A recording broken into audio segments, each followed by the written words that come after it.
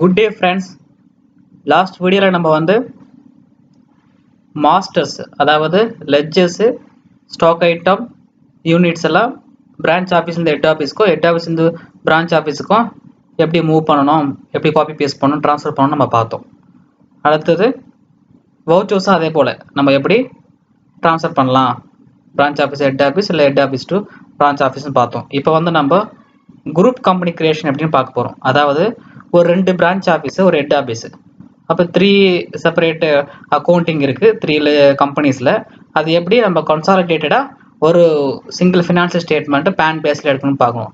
ஏன்னா உங்களுக்கு branch wise audit பண்ணலாம். ஜிஎஸ்டி கூட நீங்கள் என்ன பண்ணலாம், பிரான்ச் வைஸ் எடுத்துகிட்டு நீங்கள் ஜிஎஸ்டி ரிட்டர்ன்லாம் ஃபைல் பண்ணலாம். But income tax PAN based தான் உங்களுக்கு. ஸோ உங்களுக்கு பேன் பேஸ் தான் இன்கம் டேக்ஸ் ரிட்டர்ன் ஃபைலிங்க்கு. ஸோ என்டையராக இந்த 2 பிரான்ச்சஸ்க்கும் ஒரு ஹெட் ஆஃபீஸ்க்கும் சேர்த்து ஒரே பேன் தான் இருக்குது, ஒரே கன்சர்ன் தான் கம்பெனி நேமு. ஸோ அந்த கம்பெனி நேமில் தான், அந்த பேனில் தான் நம்ம ஐடி ஃபைல் பண்ணோம். அப்போ பிரான்ச் வைஸ் நம்ம ஐடி ஃபைல் பண்ண முடியாது. கன்சாலிடேட்டாக பிரான்ச் ஹெட் ஆஃபீஸும் ஃபினான்ஷியல் ஸ்டேட்மெண்ட் கன்சாலிடேட் பண்ணி அதை தான் நம்ம ரிட்டர்ன் ஃபைல் பண்ணணும். ஸோ அதுக்கு எப்படி நம்ம குரூப் கம்பெனி கிரியேட் பண்ணுறது, எப்படி கன்சாலிடேட் வியூ பண்ணுறதுன்னு பற்றி நம்ம பார்க்கலாம் வாங்க. ஃபஸ்ட்டு கம்பெனிஸ் ஓப்பன் பண்ணிக்கோங்க. எல்லாமே பிரான்ச் ஆஃபீஸ் 1, தென் செலக்ட் கம்பெனி, பிரான்ச் ஆஃபீஸ் 2, தென் select company, head office.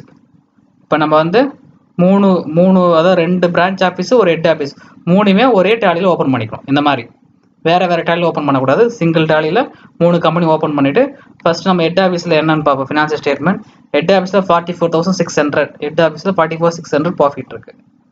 Okay. தென் பிரான்ச் ஆஃபீஸ் 1ல் ப்ராஃபிட் 2,82,200.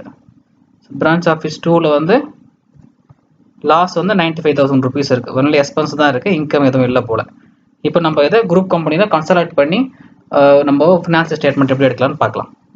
அதுக்கு first alt F3 company information, create group company, G shortcut அது கொடுத்துட்டு இங்கே ஹெட் அண்ட் பிரான்ச் ஆஃபீஸ்னு ஒரு கம்பெனி கிரியேட் பண்ணிப்போமே. எக்ஸாம்பிள் ஹெட் ஆஃபீஸ் தமிழ்நாட்டில் இருக்குன்னு வச்சுக்கோங்க. ஸோ அதை இங்கே போட்ட குரூப் கம்பெனியில் head office 1, branch office 1, branch office 2, வேறு இன்னும் எத்தனை கம்பெனி பிரான்ச் ஆஃபீஸ் இருந்தாலும் நீங்கள் அதை ஆட் பண்ணிக்கலாம். ஸோ ஆட் பண்ணியாச்சு, க்ரியேட் ஆகிடுச்சு. இப்போது நம்ம இதெல்லாம் ஷட் பண்ணிடலாம், க்ளோஸ் பண்ணிடலாம். ஸோ பண்ணியாச்சு. இப்போ ஒன்லி ஹெட் ஆஃபீஸ் மட்டும் தான் வியூவில் இருக்குது. இப்போ ஹெட் ஆஃபீஸோட பேலன்ஸ் ஷீட்டில் பார்ப்போம். ஹெட் பிரான்ச் கன்சாலிடேட் பண்ணோம் இல்லையா, அந்த கம்பெனி குரூப் கம்பெனி அதை பேலன்ஸ் ஷீட்டு. ஸோ எல்லாமே கன்சாலிடேட் ஆகிடுச்சு. எல்லா எக்ஸ்பென்ஸ் இங்கே பாருங்கள், அட்வர்டைஸ்மெண்ட்ஸ்லாம் பிரான்ச் 2ல் தான் இருந்தது அட்வர்டைஸ்மெண்ட்டு. ஸோ எல்லாமே கன்சாலிடேட் ஆகி உங்களுக்கு நெட்டு அமௌண்ட் வந்துருச்சு. உங்களுக்கு 2 பிரான்ச் ஒரு ஹெட் ஆஃபீஸோட அக்கௌண்ட்ஸ் கன்சாலிடேட் ஆகி நெட்டு ஃபினான்ஷியல் ஸ்டேட்மெண்ட்டு எஃபெக்ட் உங்களுக்கு கன்சாலிடேட் ஆகி வந்துருச்சு. ஸோ இது நம்மளுக்கு இதுக்கு யூஸ் ஆகுது. ஜஸ்ட் வியூ பர்பஸ் மட்டும் வச்சுங்க. இதில் என்ட்ரிஸ்லாம் எதுவும் எடிட் பண்ண போகிறது கிடையாது. ஏன்னா என்ட்ரிஸ்லாம் நீங்கள் எடிட் பண்ண போனீங்கன்னா இதில் பார்த்தீங்கன்னா என்ட்ரிஸு 12 என்ட்ரிஸ் தான் இருக்குது உங்களுக்கு. ஹெட் ஆஃபீஸ் நீங்கள் என்ட்ரிஸ் இருந்தால் என்ன வருது, உங்களுக்கு ஹெட் ஆஃபீஸ் தான் வருது.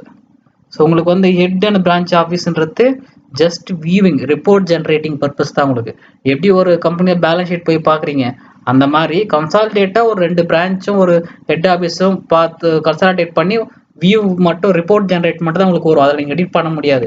எடிட் பண்ணணும்னாக்கா ரெஸ்பெக்டிவ் ஆஃபீஸ் ஹெட்டில் தான் நீங்கள் பண்ணணும். இப்போ ஹெட் ஆஃபீஸில் நீங்கள் ஒரு பேமெண்ட் விட்டுட்டீங்கன்னு வச்சுக்கோங்களேன், ஆடிட்டில் பார்த்தீங்கன்னாக்கா ஹெட் ஆஃபீஸில் போய் தான் நீங்கள் போகணும். ஹெட் ஆஃபீஸில் போயிட்டு பிரிண்டிங் அண்ட் ஸ்டேஷ்னரி இல்லை புதுசாக இல்லாத ஒன்று க்ரியேட் பண்ணுவோம். அப்போ தான் உங்களுக்கு தெரியும் அது வந்திருக்கா இல்லையான்னு.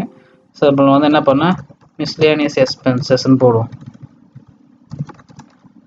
இன்டைரக்ட் எக்ஸ்பென்சஸ் 1000 ருபீஸ் போடுறோம். இப்போ பிஎம் கேஷ் பெய்டுன்னு வச்சுக்கோங்க. ஓகே. இப்போ நம்ம ஹெட் ஆஃபீஸில் 1000 ருபீஸ் போட்டிருக்கோம். இது நம்ம இதில் வந்திருக்கா நம்ம செக் பண்ணலாம். இது செக் பண்ணி நீங்கள் போனீங்கன்னாக்கா இப்போ இங்கே வராது உங்களுக்கு. வந்திருக்கு, அப்டேட் ஆகிடுச்சு. ஓகே, எஃபெக்டாக அப்டேட் ஆகிருக்கு. ஸோ இப்போ உங்களுக்கு வந்துருச்சு. இங்கே மிஸ்லேனியஸ் எக்ஸ்பென்ஸ் இப்போ தான் கிரியேட் பண்ணோம். முன்னாடி 232,800 இருந்து இப்போ 231,800 வந்துச்சு. ஏன்னா 1000 ருபீஸ் மிஸ்லேனியஸ் எக்ஸ்பென்ஸ் புக் பண்ணதுனால ஆகிடுச்சு. ஸோ இந்த மாதிரி தான் நீங்கள் பண்ணணும். இதை ஜஸ்ட் கன்சாலிடேட் பண்ணி ஃபினான்ஷியல் ஸ்டேட்மெண்ட்டை வியூ பண்ணுறது தான் இது குரூப்பிங், கம்பெனி குரூப்பிங் கிரியேட் பண்ணுறது. ஓகே. தென் நெக்ஸ்ட் வீடியோவில் நம்ம ஆடிட் பற்றி பார்ப்போம். அதாவது டேலியில் இருக்க ஆடிட் ஃபீச்சர்ஸ், அக்கௌண்ட் ஃபைனல் பண்ணுறதுக்கு ஆடிட் ஃபீச்சர்ஸ் எந்த அளவுக்கு ஹெல்ப் பண்ணுது அப்படின்ற பற்றி நம்ம நெக்ஸ்ட் வீடியோவில் பார்க்கலாம். தேங்க்யூ. மறக்காமல் சேனலை சப்ஸ்கிரைப் பண்ணுங்கள். அப்படியே பக்கத்தில் இருக்க பெல் பட்டனை ப்ரெஸ் பண்ணுங்கள். அப்போ தான் நாங்கள் அப்டேட் பண்ணுற வீடியோஸ் எல்லாமே உடனுக்குடனே உங்களுக்கு நோட்டிஃபிகேஷனில் வரும். இந்த வீடியோ உங்களுக்கு பிடிச்சிருந்தனாக்கா லைக் பண்ணுங்கள், ஷேர் பண்ணுங்கள். ஃபீட்பேக், டவுட்ஸ் இருந்ததுன்னா கமெண்ட் பண்ணுங்கள். தேங்க்யூ.